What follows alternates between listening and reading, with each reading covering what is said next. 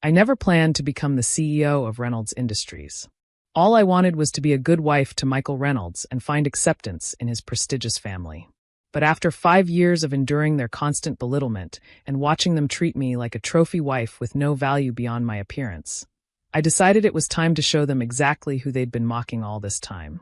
My name is Victoria Chen, and this is how I went from being the worthless wife to owning their entire empire. Let me start from the beginning. I met Michael at a charity gala 5 years ago. He was charming, successful, and came from one of the most powerful families in the business world. I was a quiet MBA graduate working behind the scenes at an investment firm, analyzing market trends and developing strategic investment portfolios. On paper, we were worlds apart. "You're different," he said that night, his blue eyes twinkling. "Most women here are trying so hard to impress me, but you're actually interested in discussing market volatility and emerging market trends." We fell in love quickly. Michael appreciated my intelligence and ambition, or at least I thought he did. When he proposed 6 months later, I was overjoyed. That's when I first met his family, the infamous Reynolds Clan. Patricia Reynolds, my mother-in-law, was the family matriarch, a woman who wore her designer clothes like armor and wielded her social status like a weapon. Her husband, Richard Reynolds Sr., was the CEO of Reynolds Industries, a multinational conglomerate worth billions. Michael's older brother, Richard Jr., who everyone called Rich, was the presumed heir to the company throne. From the moment I entered their world, they made it clear I didn't belong. A financial analyst? Patricia had sneered during our first meeting. How quaint. I suppose someone has to do the paperwork. That first dinner at the Reynolds mansion set the tone for everything that followed. While Michael talked business with his father and brother, I was relegated to the women's conversation about fashion and society gossip. Every attempt I made to join the business discussion was met with patronizing smiles and subtle put-downs. "Darling," Patricia would say, her voice dripping with false sweetness, "let the men handle the important matters. You just focus on looking pretty for my son." I tried to prove my worth. I offered insights into market trends, suggested investment opportunities, even pointed out potential risks in their current portfolio. But my voice might as well have been silent air. "Victoria, dear," Richard Sr. would chuckle, "these matters are a bit complex for someone of your background. Why don't you help Patricia plan the next charity gala?" Michael, to his credit, occasionally defended me in the beginning. But as time went on, he began to adopt his family's attitude. The man who had once loved discussing business strategies with me now patronized me just like the rest of them. "Honey, you don't need to worry your pretty head about these things," became his standard response whenever I tried to engage in business conversations. What they didn't know was that I had never stopped working. While they thought I was just shopping and attending social events, I was building something of my own. My years of experience in investment analysis hadn't gone to waste. I had started a private investment company under a different name. Using my maiden name and a network of shell companies, I began acquiring shares in Reynolds Industries through various channels. The family was so confident in their control that they never noticed the gradual accumulation of stock by seemingly unrelated entities. I was meticulous in my approach. Each purchase was carefully timed and structured to avoid raising suspicions. I used my insider knowledge, not of confidential information, but of the family's blind spots and weaknesses, to my advantage. The Reynolds family's greatest weakness was their arrogance. They were so convinced of their superiority that they never imagined someone like me could outmaneuver them. They didn't notice when I hired away some of their best analysts, or when I started acquiring their smaller competitors. 3 years into my marriage, I owned 35% of Reynolds Industries through various front companies. By year 4, it was 62%. And now, as I sit at their dinner table listening to them mock me once again, my ownership stands at 89%. "Victoria barely knows how to balance a checkbook," Rich laughs, swirling his expensive bourbon. "Remember when she suggested we should diversify into tech startups? As if she understands anything about real business." I smile and sip my wine, thinking about how I'd turned that exact insight into a $300 million profit through my own company. "At least she's pretty," Patricia adds with her usual condescending smile. That's really all Michael needed anyway. Someone to look good at corporate events. Michael, my loving husband, just chuckles along. He's changed so much from the man I fell in love with, shaped by his family's toxic influence, into someone I barely recognize. But tonight is different. Tonight is the night everything changes. You see, last week Michael informed me he wanted a divorce. He'd fallen in love with his secretary, how cliché, and wanted to trade up to someone younger. His family fully supported his decision, of course. "We'll make sure you get nothing," Patricia had gloated. "You signed the prenup, remember? You'll leave this marriage exactly as you came into it, worthless." What they didn't know was that I had been preparing for this moment for years. The prenup protected their personal assets and Michael's direct holdings in the company. But it said nothing about shares acquired independently through the market. As Richard Sr. begins another condescending lecture about how I should be grateful for the lifestyle they've given me, I pull out my laptop. Before we discuss my divorce settlement, I say calmly, "I think it's time for a company meeting." "This is a family dinner," Richard Sr. barks. "Business can wait." "Oh, but this can't," I reply, turning my laptop around to show them the shareholders' registry. As the majority shareholder of Reynolds Industries, I'm calling an emergency board meeting. Right here, right now. The silence that falls over the table is deafening. I watch as they lean forward, their faces morphing from confusion to disbelief as they read the numbers on the screen. This is impossible," Rich stammers. "Is it?" I ask, pulling up more documentation. "I've been acquiring shares for years while you were all too busy mocking me to notice.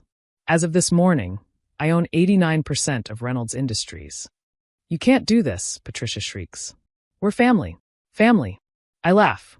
"You've spent 5 years treating me like dirt, making it clear I wasn't good enough for your precious family. Well, now I own your precious family business." Michael's face has turned ashen. "The prenup only covers your personal shares, darling." I cut him off. "Everything I acquired independently is mine. Your lawyer really should have been more thorough." Richard Sr. stands up, his face purple with rage. "I built this company.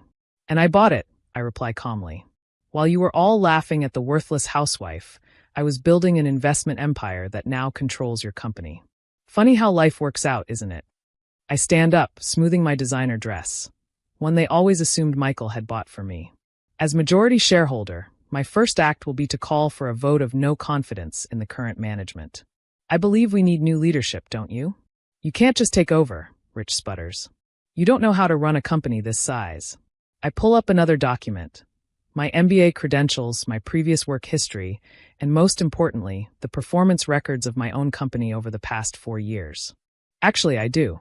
My investment firm has outperformed Reynolds Industries by 300% since I started it. Perhaps if you had bothered to actually listen to my suggestions instead of dismissing me as a trophy wife, you would have noticed. The next hour is chaos. They threaten, they plead, they try to negotiate. But I hold all the cards now. By the end of the evening, Richard Sr. is forced to resign as CEO, and I take his place. "I'll destroy you," Patricia hisses as she leaves. "You'll regret this." "No, Patricia," I reply calmly. "You'll regret not seeing me as more than just your son's pretty wife." The transformation of Reynolds Industries begins immediately. I implement all the strategies they had dismissed over the years: diversification into tech, expansion into emerging markets, investment in sustainable energy.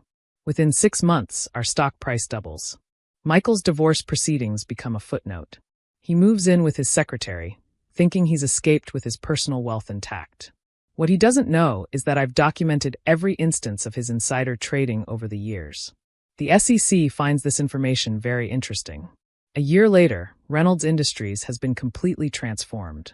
The old guard is gone, replaced by a diverse team of innovative leaders. The company's profits have tripled, and our market share has expanded into new territories. I keep the Reynolds name for the company, not out of sentiment, but as a reminder. Every time they see their family name in the headlines announcing another success, they're reminded of the worthless wife, who now controls their legacy. Patricia still shows up at shareholder meetings, holding on to her minimal shares like a lifeline. She sits in the back, watching as I lead the company to heights she never imagined possible. Sometimes our eyes meet, and I see the recognition finally dawning. She grossly underestimated the quiet woman who used to sit silently at her dinner table. Rich tried to start his own company, but without his father's connections and resources, he struggled. Last I heard, he was working as a middle manager at one of our smaller competitors. As for Michael, his insider trading charges led to a hefty fine and a ban from working in the financial sector. He and his secretary broke up shortly after he lost his wealth and status. Sometimes he emails me, trying to apologize, claiming he finally sees my true worth. I never respond. His opinions stopped matching the moment he chose to become like his family. The Reynolds mansion, where I endured so many humiliating dinners, is now my corporate headquarters. I converted the formal dining room, where they used to mock me, into my private office. The table where Patricia used to hold court now holds board meetings where I make the decisions that shape the company's future. Sometimes, late at night, I sit in that room and think about how differently things might have turned out if they had just treated me with respect. If they had seen me as a person with value beyond my role as Michael's wife. They might still be running their company, and I might have been content to be part of their family. But they made their choice, and I made mine. Last week, a young woman came into my office. A junior analyst with bright ideas and a quiet determination in her eyes. She reminded me of myself 5 years ago. When she started presenting her market analysis, some of the older board members tried to dismiss her. I stopped them cold. "Listen to her," I commanded. "In this company, we value intelligence and innovation, regardless of who it comes from." The look of gratitude in her eyes made me smile. Sometimes the best revenge isn't just success. It's using that success to ensure no one else has to endure what you did. Epilogue. 5 years have passed since I took control of Reynolds Industries, now rebranded as Chun Global Enterprises. The company has grown beyond anyone's expectations, expanding into new markets and technologies that the old guard never would have considered. Patricia Reynolds still appears in society pages occasionally, but her influence has waned. The woman who once mockingly called me just a housewife now watches from the sidelines as I run the empire she thought would always belong to her family. Michael remarried recently, another young, beautiful woman who smiles politely at social events. I recognize the look in her eyes, the same one I had in the beginning. I made sure to have my assistant send her my business card, just in case she ever needs support. The company's success has become a case study in business schools. Sometimes I'm asked to give lectures about how I built my investment empire, while everyone thought I was just shopping and planning parties. The students are always surprised to learn that the best disguise is often the one people create for you in their own minds. Rich tried to reconcile last year, claiming he had learned his lesson about judging people. I sent him a copy of my first dismissed investment proposal, now worth billions, with a simple note. Lessons learned too late are opportunities lost forever. The worthless wife, they mocked, now runs a global empire worth 10 times what Reynolds Industries was worth under their leadership. Every quarter, when we announce record profits, I think about those family dinners where they laughed at my suggestions and dismissed my insights. These days, I host my own dinner parties in the mansion. But unlike the Reynolds family gatherings, mine celebrate innovation, diversity, and respect. The table where I once sat silently now rings with voices of all kinds. Young entrepreneurs, veteran investors, brilliant minds from every background. And if sometimes late at night, I raise a glass to the family that underestimated me, well, that's just between me and the empire they never knew I was building. Thanks for watching. See you again in the next video. Stay stunned.